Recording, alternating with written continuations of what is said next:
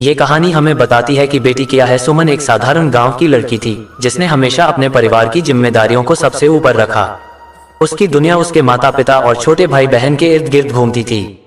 सुमन ने पढ़ाई के बाद अपने सपनों को परे रखकर परिवार की आर्थिक स्थिति को संभालने के लिए नौकरी कर ली। वह हर दिन सुबह से शाम तक काम करती और रात को घर आकर अपने परिवार की देखभाल करती। एक दिन सुमन के पिता की अचानक तबीयत बिगड़ गई। परिवार के पास इतने पैसे नहीं थे कि उन्हें बड़े अस्पताल में भर्ती करा सकें। सुमन ने अपनी सारी जमा पूंजी खर्च कर दी, लेकिन पिता की हालत में सुधार नहीं हो रहा था। गांव में एकमात्र उपाय था कि शहर जाकर इलाज करवाया जाए। सुमन के पास अब केवल एक ही रास्ता बचा था। उसने अपनी मां की पुरानी सोने की चूड़ियां बेच दी जो उन्हें दहेज में मिली थीं। शहर में इलाज के बाद पिता की तबीयत थोड़ी सुधरने लगी, लेकिन सुमन की मां ये जानकर टूट गई कि उनकी चूड़ियां बिक चुकी हैं। उन्होंने सुमन से कहा, बेटी, ये चूड़ियां मेरे जीवन की आखिरी निशानी थीं।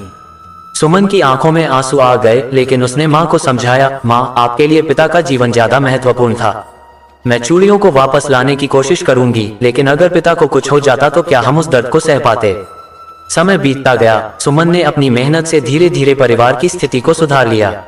उसने मां की चूड़ियां भी वापस पाने के लिए बचत की, लेकिन तब तक मां इस दुनिया को अलविदा कह चुकी थी। सुमन ने चूड़ियों को पिता के पास रखा और कहा, मां, मैं जानती हूं कि आप हमेशा हमारे साथ हैं। इस घटना ने सुमन को और भी मजबूत बना दिया। उसने अपने सपनों को फिर से जीने की ठानी और अपने परिवार की देखभाल के साथ साथ अपनी पढ़ाई पूरी की। सुमन के संघर्षों ने उसे आत्मनिर्भर और सशक्त बनाया।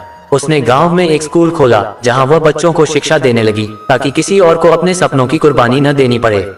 सुमन की कहानी सिर्फ एक साधारण लड़की की नहीं, बल्कि एक ऐसे जीवन की है जिसमें प्यार, त्याग और संघर्ष का मेल है। उसने अपने परिवार के लिए सब कुछ किया, लेकिन अपने सपनों को कभी नहीं भुलाया।